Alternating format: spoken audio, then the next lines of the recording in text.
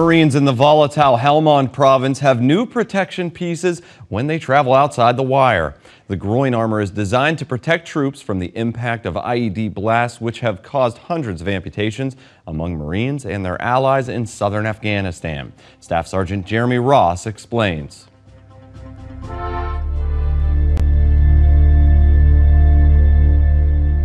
The chief weapon of the insurgency here in Helmand Province is familiar to veterans of Iraq and Afghanistan, the improvised explosive device. Many operations in Helmand must be carried out on foot, negating the relative safety of up-armored and mine-resistant vehicles.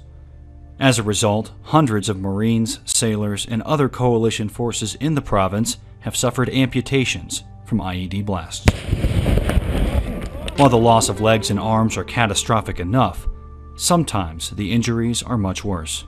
The feedback we got from Marines and from medical providers, they'd ask some questions. They were very worried, traumatic life event. And the first one was with the narcotics and the drugs, a lot of times they couldn't see real well or they were knocked out. And can I see? Will I have my vision? The next question is, will I be able to have a family? Will I be able to have a normal life?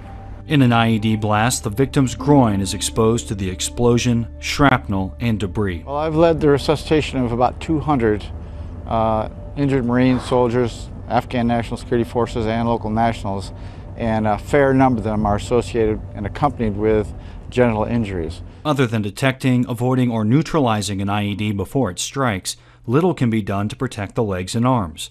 But coalition forces have started taking steps to protect other, more sensitive areas. In January of this year, British forces began wearing a new protective item, the Tier 1 ballistic undergarment. The so-called blast boxers may look flimsy, but experts say they could make the difference between losing a limb and losing something more.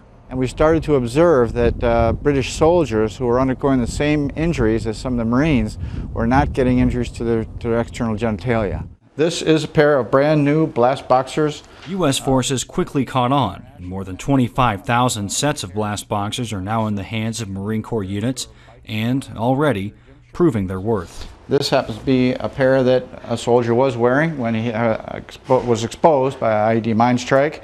And this is the outside, and you can see the damage done by the IED. And this is the inside, with a lot of the blast and frag being taken up for by the shorts. Upgrades to groin protection don't stop with the boxers. A second layer of armor could be even more important. The Tier 2 device is actually a much more thickened Kevlar-like, flexible but Kevlar-like apron that rolls up like a fanny pack behind you. As you're going into, say you're on a mounted patrol, you're now going on to a dismounted patrol, you would simply unfasten, it rolls out kind of like a diaper, tucks up under the belt to a Velcro strap, 2 snaps on the side, very quickly employed.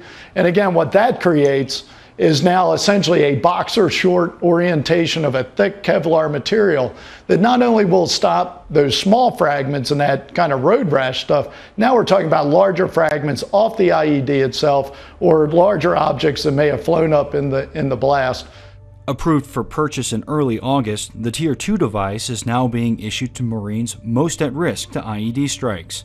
Ultimately, the Corps' fielding plan calls for every deployed Marine to receive a pair of the boxers, while additional sets and the Tier 2 protector will be issued out on an as-needed basis. Reporting from Camp Leatherneck, Helmand Province, I'm Staff Sergeant Jeremy Ross.